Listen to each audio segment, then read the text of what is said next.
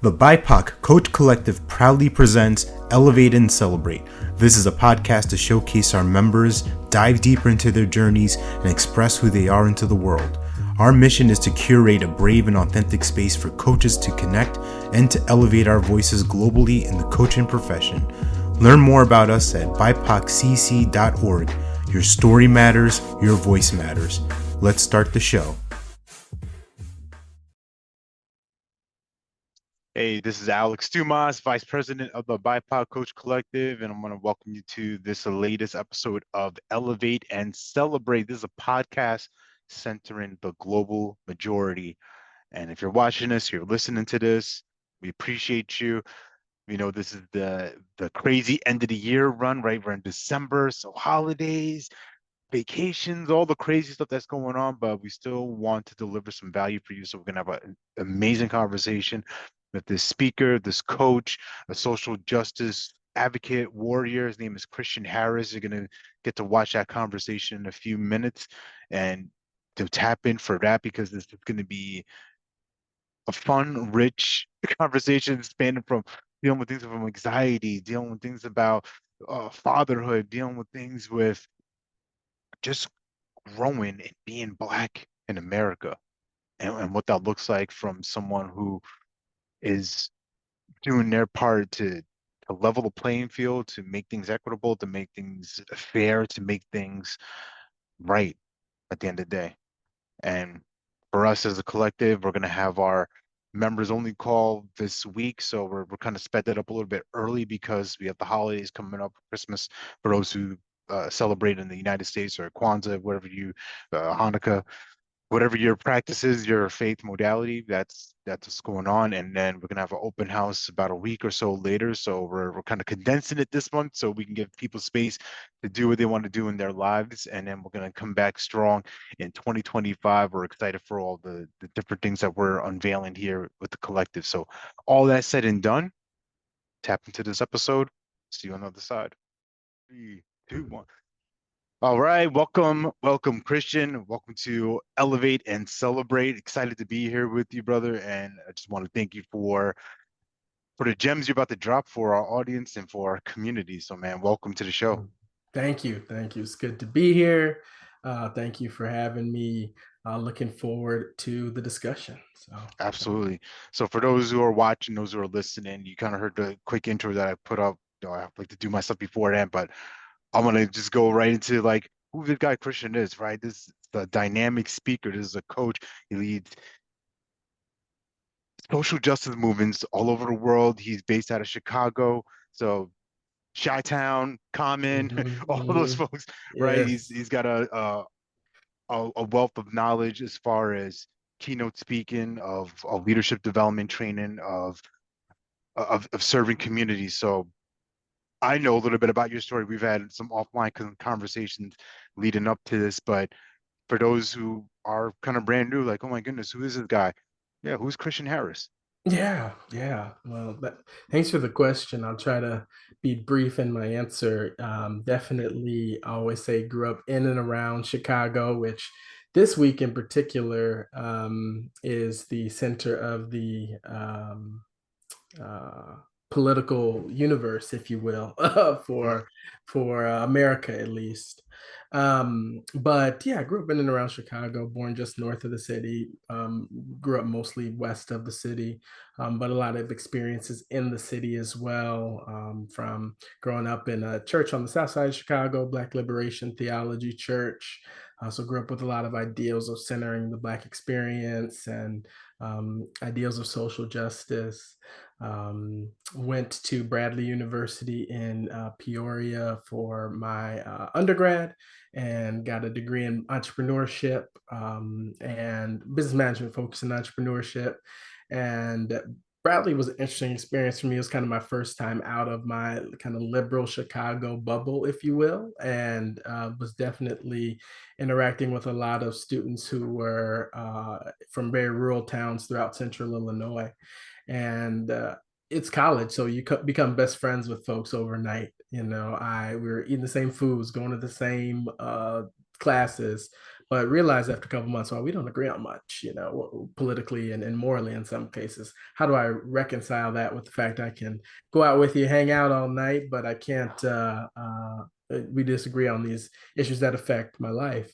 And I realized in those conversations that like oftentimes our destinations were the same. Like we wanted safer schools, we wanted more economic prosperity, but our routes to get there were just so different. And so I left Bradley with this belief that, okay, if our destinations are the same, there has to be a way to align the routes. Now, as I've gotten older, I've been challenged on that belief. I personally challenged myself because it's really hard to align the routes if we're not operating off the same facts.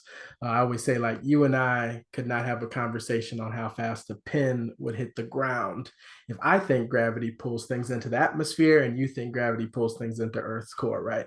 I don't think it'll ever hit the ground. So how do we even begin to have a debate on that subject, right? So definitely challenge myself on that. But it's the belief I try to hold in most days in my community work. So kind of carried that with me as I moved back to the Chicagoland area. Opened up a home cleaning service. I actually ran that for 10 years. I always say I got my real world MBA in every function of business, and from hiring to inventory management, et cetera. And in that 10 years got really active in the community, first kind of just to grow the business and network it.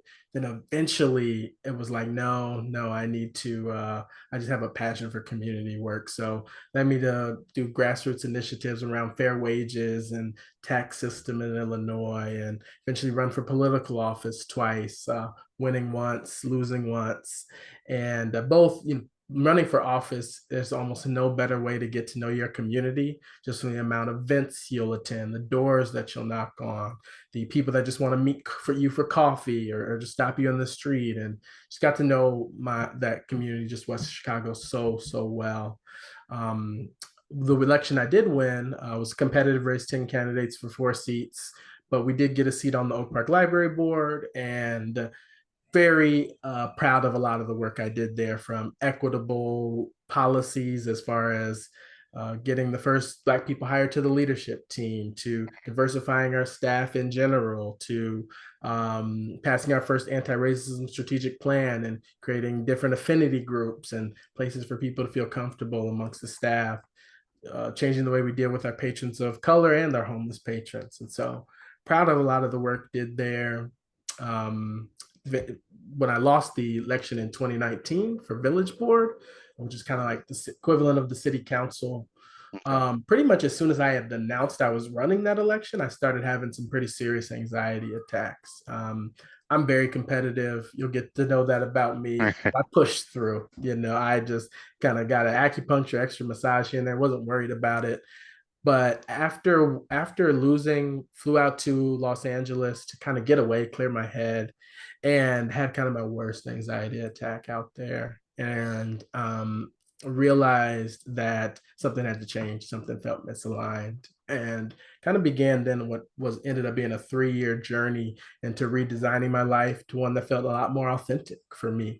And so I did a lot of different things on that journey, from selling my business after 10 years, moved out of the suburbs into the city, into what I consider the most beautiful neighborhood in the city of Chicago, but nevertheless a very disinvested neighborhood, historically redline neighborhood, with a lot of problems of its own. But the resilience of the people here was amazing to me. The community I found here, it's been liberating for me living here, as my preconceived notions of what it means to live in a Black community in Chicago have kind of rolled off, and got comfortable here and been like, no, yeah, I can do this. People live here. Like, I just, something I remind folks too, like, no, like, people live here. I promise. I live here. I got involved in a number of things in the area, and then one of the things I began to do was become more vocal and unapologetic about the things I believed in. And one of those was reparations. And so launched a local reparations task force, and really embedded myself in the movement on a local and national level. And recently took a position in that space as executive director of emerging nonprofit in the space called Reparation Generation. And the reason I'm here today is also one of the things I did along that journey was decide that I wanted to get paid to do the things I loved to do the most. And that was keynote speaking and coaching. And so I launched Kindred Keynotes and Coaching a little over a year ago. And it's gone pretty well. It's been through some different iterations of what I say we do and how I do it. You all heard a little bit of my experience. I have this diverse background of experience where I was like, oh, I can do anything, political, business, this. But now I'm kind of narrowed it down and just saying that we help social justice advocates and organizations who are trying to create a more just and equitable world fulfill their goals and their mission. And we do that through keynote speeches. We do that through one-on-one and group coaching and leadership and DEI consulting. So it's been, like I said, it's been a good year. Still growing it, but our sweet spot of coaching is authenticity coaching. And I mentioned a little bit of my journey to become my more authentic self. That's kind of what I lead people through, what I did, my struggles. I am there to be an advocate, accountability partner for them in our coaching sessions to help them hopefully get to the place I'm at where my anxiety has subsided, feel more comfortable in my skin and in myself, and just in a lot better place. So a little bit about me. Oh, appreciate that. Yeah, take the sip, man. That's Yeah. yeah. For anybody listening, like he's took a sip of water. I mean, hey, first of all, thank you for sharing that. Right, it was just I was like immersed in like, man, there's so many different places I can go from here. But I've never asked anybody this kind of question on the show before, and I'm interested to hear what your perspective would be, because as someone who takes a stand for people of color, Black people specifically, and communities, and invested in making things, I don't want to say right, but equitable, right, level the playing field, so to speak. What does being Black in America mean to you? Like, what's been your experience? You know, it's an interesting question, and I know my answer is so much different now than it would have been 5 years ago. Um, Now it feels like ownership, and I'll explain exactly what I mean by that. I was in Charlotte, North Carolina, where my dad lives, about 3 or 4 years ago, when we were digging through ancestry.com, and he's done this extreme amount of genealogy work to trace our lineage back, and he had just made a new breakthrough to trace us back another generation to Wow. 1807. 1807, Fountain Blackwell. We sometimes wonder if he was called Fontaine, but we don't know. Fountain, we call him Fountain Blackwell, born in 1807 in either Virginia or Georgia. It's funny, the wedding certificate says one thing and the death certificate says something else, but it's possible he didn't know, or maybe he learned something later in life that that's why it says Georgia. But born in Virginia or Georgia, and he lived most of his life enslaved. And we know he lived basically because he did become a free man. He lived long enough to become a free man in 1865 and get his registered to vote. We found his voter registration card on Wow. ancestry.com.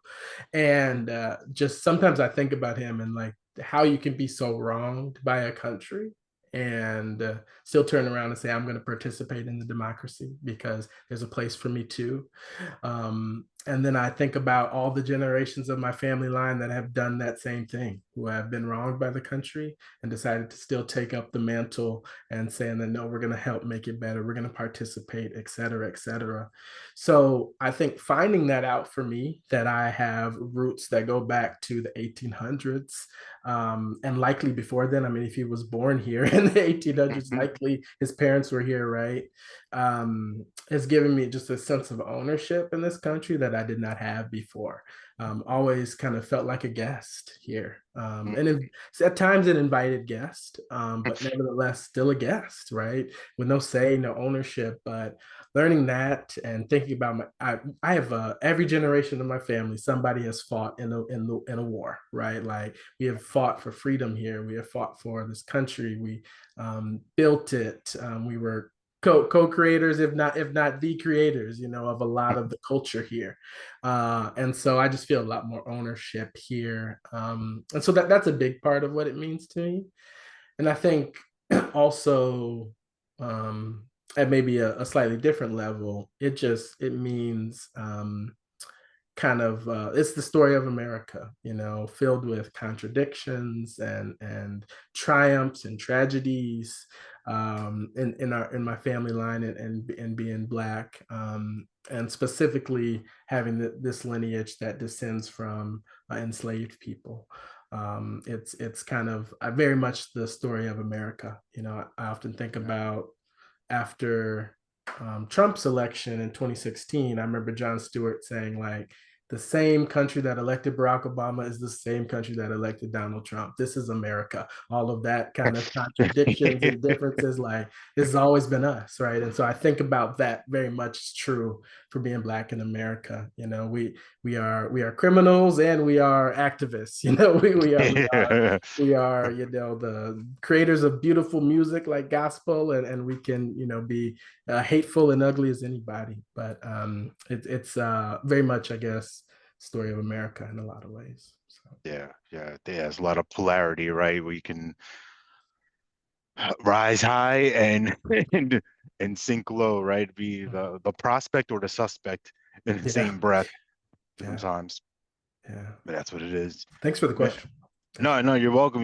It's something that just stirred up. I'm like, I would be interested in your perspective, especially with given the background you have and the work you do, and intentionality you are of representing yourself, your family, your community in a strong way, and not to put on a face, but it's like, all right, hey, this is who I am, anchored in, grounded in this, and taking active steps to right these wrongs. Yeah, And yeah, so shifting gears, right? I want to like get into like Kindred Coaching, right?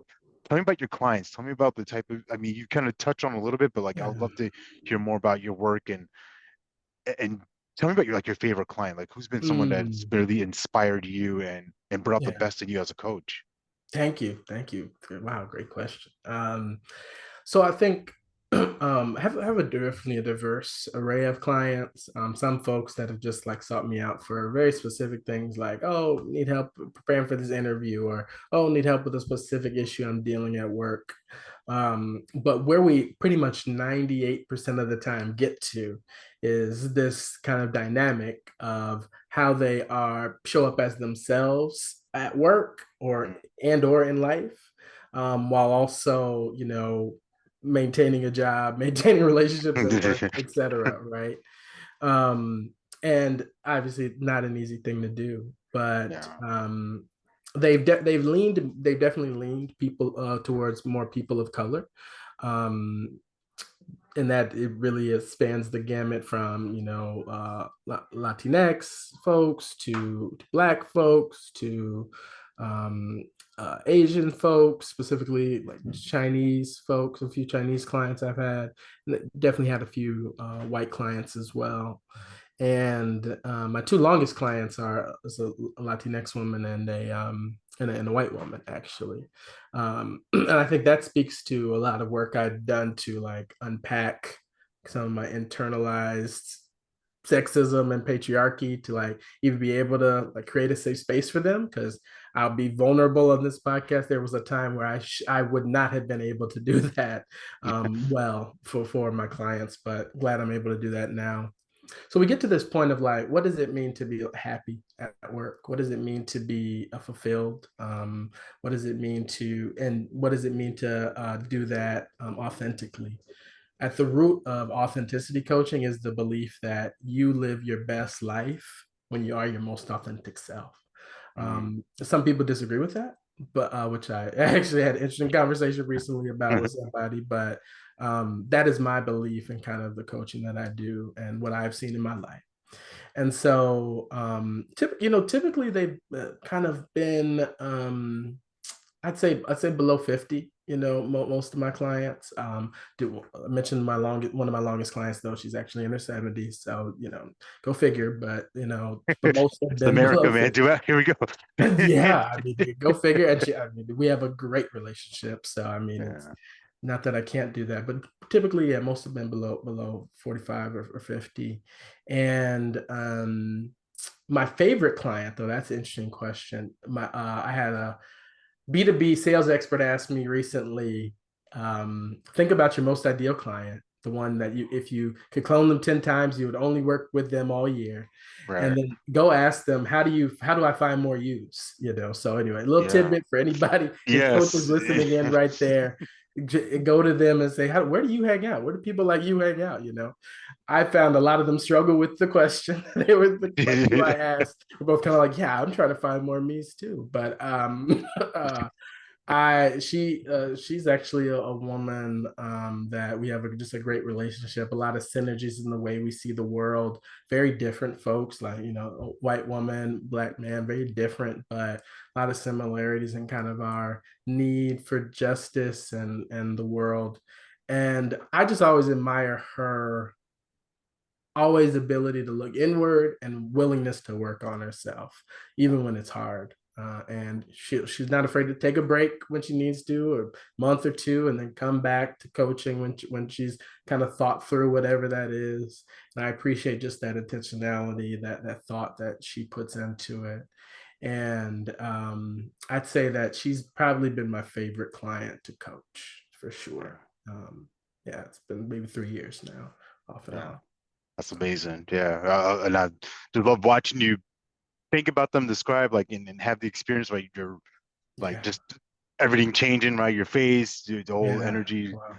through it. And that's what I believe what fun, excited, enthusiastic, ambitious clients bring out. It's Mm. this space for us to tap into their world and just be the ego view of like, hey, this is how you're operating. There's nothing wrong with you. There's nothing broken. Right. That's the premise where I come from with my clients. Like, hey, there's nothing wrong with you. I don't have to fix anything. I see you want to get to whatever Yeah. phase of success, whatever you means to you. All right, let's now unpack the things that are kind of getting in the way, the things you can't see. And that's always fun to look at when they're like, oh, I didn't even know I did that. Mm. Like, yeah, I it's love that. I love.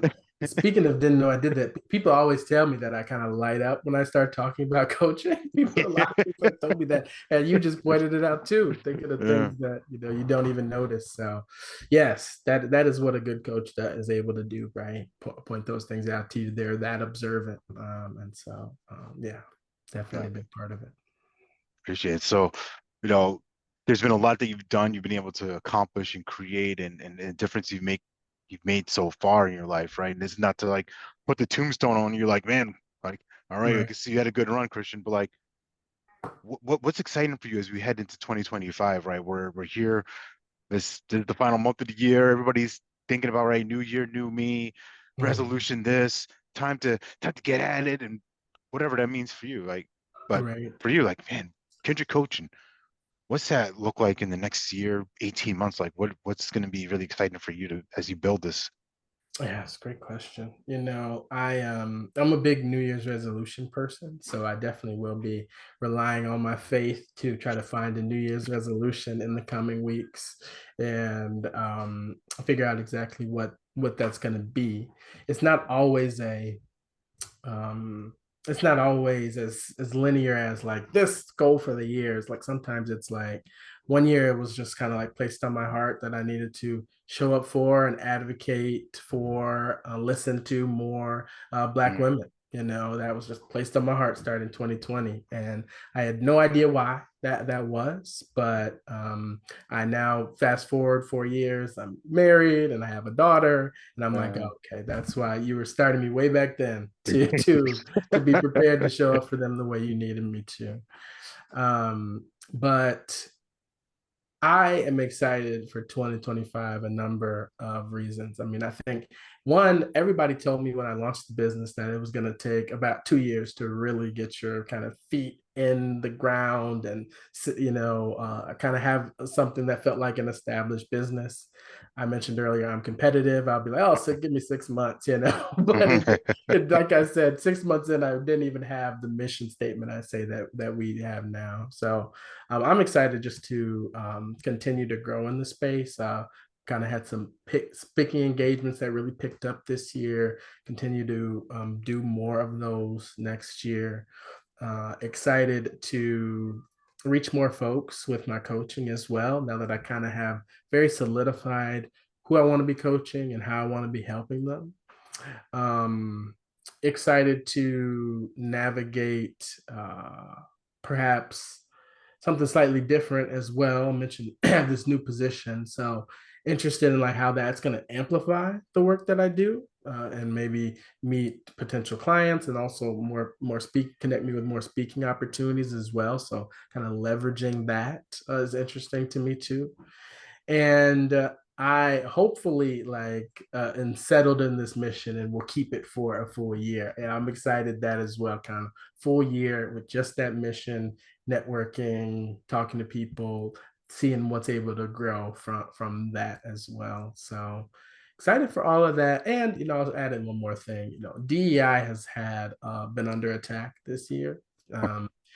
And it's the lens I do all my work through. And so I'm standing Yeah. firm, and I'm going to remain firm in that. And I'm excited to carry that energy into 2025 as well. So, Yeah. No, yeah. no, appreciate that. And and there's so many parallels with us, right? As I'm here with the collective, this is our collective nonprofit um uh development or organization. And I'm constantly sharing things like, hey, let's leverage the stage, right? Leverage amplifying your voice and being able to bridge the gap, right? I have my own personal speaking and coaching practice, but also there's a lot that I draw with the collective, right? If I'm name dropping them, if I'm doing things like that, if I'm aligning it with our mission statement and our vision of of helping coaches of color elevate their voices, of growing their businesses, of advancing professionally, right? Tying that all in. So, and one of the things you said before, right? This is kind of going backwards now when you talked about your clients, like, hey, where are clients like you? Where do you hang out? This is one of the favorite things I love to do with my quote unquote market research with organizations, associations, conferences that I've been with. Like, hey, where are more conferences like you? You'd be surprised at what that triggers in people. Like, oh, you need to call out to this person, right?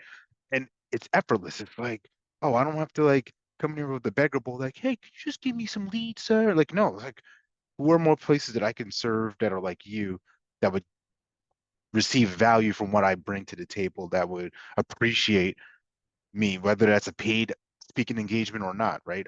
I touch that stage, something magical happens. So I would love you just like walk us through like what excites you about the stage? Like what made you be like, you know what, the microphone is mine, and anytime I'm on a stage, something something miraculous is gonna happen. Mm, you know, so it's funny, kind of going backwards as well. I'll tie it in a second, but the first time I guess I realized I was a performer, it was high school. I think it was like my freshman year. And I was in the spoken word club, and I love writing spoken word poetry. I love sharing my poetry. I knew that by that point. But one day we were just kind of practicing, and this, it was a practice that day, and our group was practicing. And then they asked me to get up there and just do my piece. And I did my piece. And like our group leader just kind of like threw down the thing. It was just kind of like, did you all just see the change from like practicing to that when we asked him to perform there? And that was the first time like it like clicked. I didn't notice, like very similar to how you say my face lights up. I did not realize that. I guess I become this performer. And I kind of became more mindful of it since then, and do tangibly kind of know what it is. I love being able to unapologetically share my story with folks, and share stories with folks. That just gives me a lot of energy. I love kind of working the room as well, and making eye contact with folks and seeing the kind of different emotions on their face that come up as we're going to. Um, I really enjoy it's just something about the preparation process for a speech as well. I just really love writing a speech. There was a shift I made at some point where like I used to look at a whole speech as kind of the project, and then I made this shift to every word is now a project for me. I am trying to make sure every single word hits, and is there for a reason and it has a meaning, even down to the thes. And when I'm not saying the, and I'm just intentionally skipping the, or literally, like I try to be that. Um, get down to that level of detail now. And I saw a shift and kind of like responsiveness from the audience and everything once I did that. So I just love the preparation process of it. Usually the first parts of my speech or a part of my speech just comes to me in a flash. Like, a paragraph or two will just come to me in a flash and I kind of build around that. And I just love that kind of creative process. And for many, I'm sure speeches just feel kind of very boring and point A to point B, but it's a whole creative process for me. And I use elements of my spoken word background too. And I guess the last thing is just I love having a platform to talk to folks, having a microphone, if you will. Yeah. It is good. I think what I'm part of what I'm called to do, and so really love that aspect as well. Yeah, yeah. Thank you for sharing that. And you said one of my favorite words, the magical word here is like prepare. And I'd love to just tap into you real quick. Like, do you see a difference in like how you prepare for a speech versus a coaching engagement, right? Are there any Hmm, similarities or like, I mean, I'm sure there's the difference, right? that's a Because good we're writing question. where Right. we are generating it versus the client generating the content Yeah, for the most part. that's a good question. You know, Typically for coaching sessions, I don't do that much preparation. I mean, I will look at my notes from the previous meeting. If there was any like homework I needed to do, like look at a resume or whatever, I will do that. But typically, I'm not doing too much preparation. Yeah, Um, Whereas a speech, I'm doing a lot of preparation. I get up the morning of and I run it once or twice. I'm recording it in the days leading up and listening yeah, back to the recording. I'm making changes, like sometimes like as I'm saying it, it just doesn't sound the way I want it to say. So I will change it up on the paper and go back to the computer, change the notes after I'm done practicing. right. So I guess I prep a lot more for speeches than I do for coaching sessions. Coaching sessions is just so important for me to like feel like I'm in the moment and with them there on the kind of journey as we're taking these twists and turns and they're revealing new things, and I don't want to come in prescribed with a bunch of Yeah, notions of what they're gonna say or how I'll respond to this. I kind of just want to be in the moment and respond to it.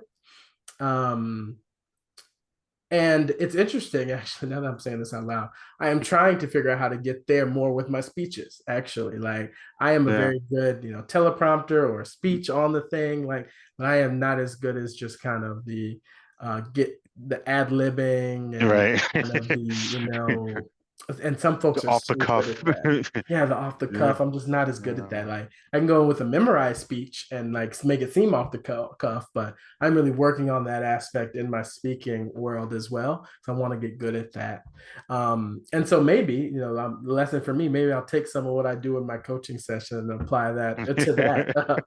But typically, as of now, it is a very different process. So, yeah. No, no, thank you for sharing that. Yeah, we're kind of like opposites now, and I'm working now more on writing, and I do outline things, but I really getting down to like, all right, this is what I'm going to say here. This is what I'm going to say here. I want it to be very duplicatable, and that's important for Mm, me, right? Because the machine, I am the business. So as we perform it, and for someone listening or watching, like, oh my God, perform, like you have to put on a show. Yeah. The speech is the yeah, show. The speech is yeah. this is why people are coming, right? This is why they're attending. When you go to pay for Beyonce tickets or you go to see Jay-Z or Nas, yeah, we want to see new stuff. We want to see the show, the lights, all that stuff, but we also want the hits. We also want like the stuff we love them for, right? Oh my Yeah. goodness, the world is yours. Right, We're right, going right. crazy. So, Yeah, you know, yeah. there's that aspect of it, that preparation, and then also that in the moment of like, oh man, I see that guy in the 10th row. That person who just looked at his phone real quick. I'm like, oh, I can call him out and I could just play Right. with you real quick and Yeah.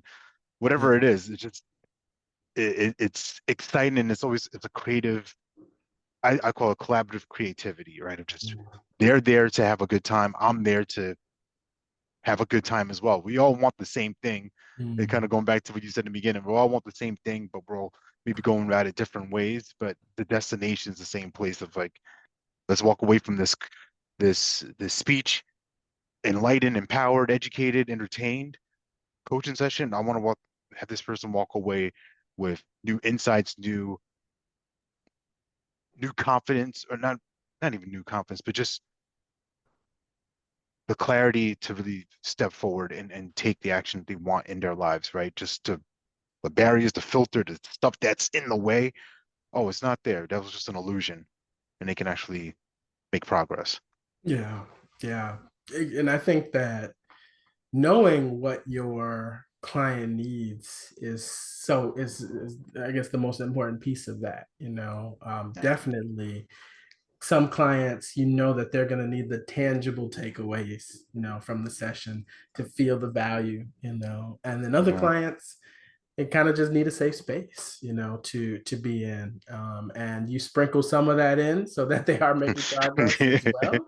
But that they like to hear themselves talk, and they need the safe space for that as well. And so, yeah, I guess trying to meet folks where they're at is important too. And I yeah, there are definitely clients that I do, I guess, have things scripted for, to your point, and so Yeah.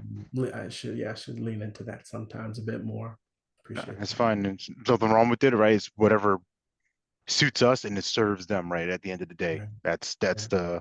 the objective here, man. This has been such a wonderful, powerful conversation. I want to just create some space. If there's anything that you haven't said that you wanted to kind of put into the ethers here, like this is, and also wait for folks to connect with you as well. Sure, sure. Well, soonish there'll be you can find me on LinkedIn, Christian Harris. Christian Harris Chicago might come up easier. Christian Harris, Kindred Keynotes and Coaching. um as soon as we'll be putting out this workshop, me and a fellow coach, on expanding access to coaching, and really just seeing that some of the folks who I feel need coaching the most have the least access to it. And I think we kind of jumped to financial, like, yes, it's true, some folks can't afford coaching, etc. But honestly, sometimes what I lean into is what I see more is like do you feel you're deserving of that investment in yourself?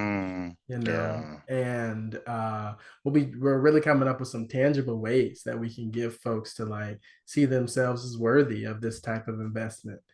And to the point of what we were just saying, that then I see folks that, like, if they aren't able to point to like, oh, A, B, and C specifically got out of it, da da da da, then they're like, oh, I really need this type. Do I really need this? What is this authenticity coaching?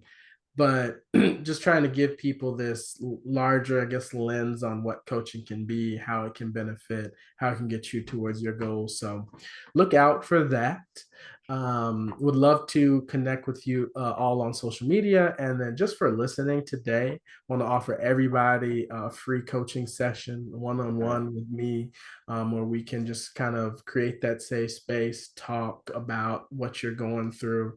If it's authenticity that you want to explore, just what that means more, or that's what you want, definitely reach out. If you're just interested in like DEI coaching as well, help a lot of leaders who are managing diverse teams or trying to diversify their organizations do that as well. And so just feel free to reach out. I know we'll be providing the link to you all where you can book that, and would love to have you all take me up on that. And if it ends up something that we can build for a long-term relationship, great. If not, just know that you'll leave that session with a lot that you can take with you. So.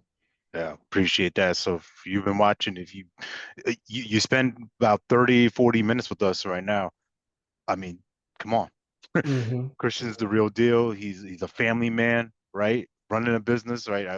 This is a very important distinction. He's not a businessman with a family. He's a family man running a business, leading movements, and and making a difference in the world. So I can't say enough about you. I think that whoever takes you up on this is going to have an amazing experience. And when we think about authenticity, imagine what it looks like when you can just be yourself, show up as yourself. Does that give you an opportunity to make more money, to be more fulfilled, to be more Mm-hmm. satisfied in your life?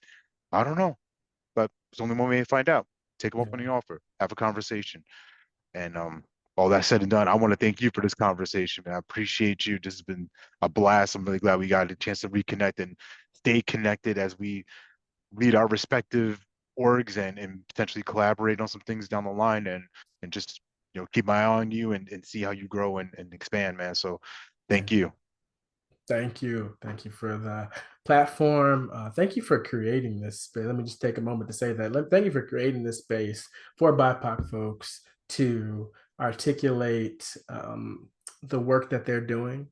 And there's not many of these spaces that are doing it the way you're doing it. So thank you for that. And I hope everybody got a lot out of this today and continues to listen to episodes in the future.